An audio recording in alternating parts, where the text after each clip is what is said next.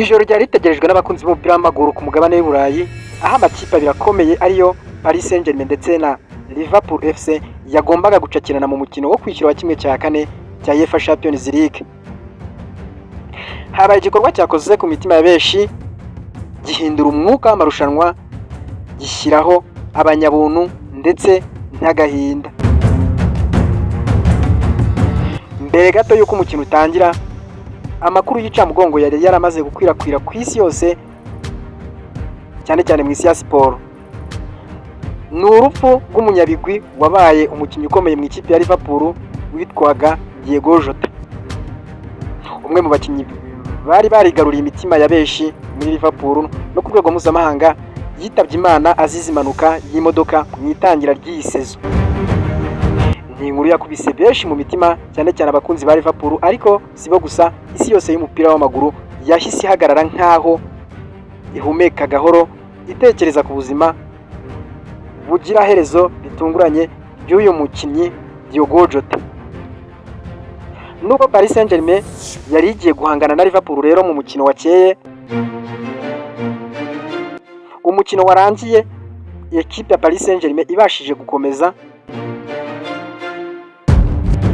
ntago yirengagije agahinda k'abari mu muryango bari bagiye gucakirana n'ikipe ya Liverpool. Iyi kipe iyobowe na perezida wayo Nasser Al-Khelaifi yafashe umwanya wo kunamira no guha icyubahiro Diogo Jota. Abakinnyi n'abayobozi bagaragaje ituze n'akababaro, bagira umwanya wo kuzirikana ubuzima n'urugendo rw'uyu mukinnyi.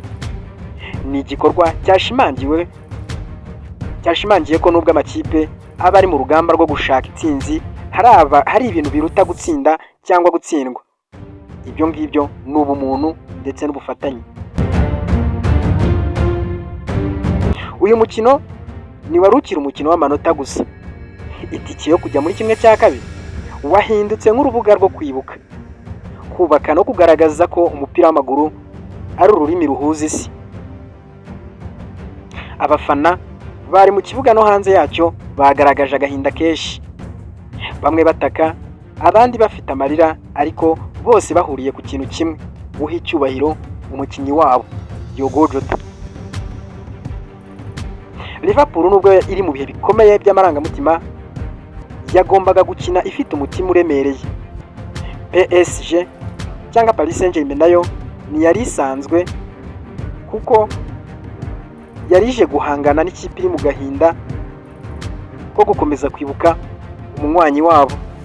Iri mu gahinda bisaba n'umutima ukomeye. Ibi byabaye byongeye kwibutsa ko isi y'umupira w'amaguru atari imyidagaduro gusa, ni urubuga rw'ubuzima rugaragaza ibyishimo, agahinda, gutsinda ndetse no gutsindwa n'ubumuntu. Urupfu rwa Diogo Jota rwasize icyuho gikomeye, ariko nanone rwerekanye uburyo siporo ishobora guhuza abantu niyo baba bari mu mpande zitandukanye. Mu gihe abafana rero bari bategereje ibitego, ubuhanga n'intsinzi, basanze banahawe isomo rikomeye ry'ubuzima, kuko ejo hazaza hatazwi, kandi icy'ingenzi ari ugushyigikirana no kubahana. Ijoro ryari iry'umukino rikomeye, ryahindutse iry'icyunamo n'icyubahiro, ndetse ku mateka ya UEFA Champions League uyu mukino uzahora wibuka ko atari umukino gusa, ahubwo wanabaye icyunamo cyo kwibuka Diogo Jota. Uyu mukino uzahora wibukwa katari gusa ku byabereye mu kibuga, ahubwo no ku mitima y'ubumuntu wagaragajwe. Ni inkuru itazibagirana, aho umupira wahuye n'ubuzima, amarangamutima agatsinda n'amanota. Gusa kera kabaye umukino n'ubundi wabaye. Nubwo warangiye, ekipe ya Paris Saint-Germain ibashije gukomeza itsinze Liverpool, ikakomeza mu mikino ya kimwe cya kabiri cya UEFA Champions League y'uyu mwaka wa 2026.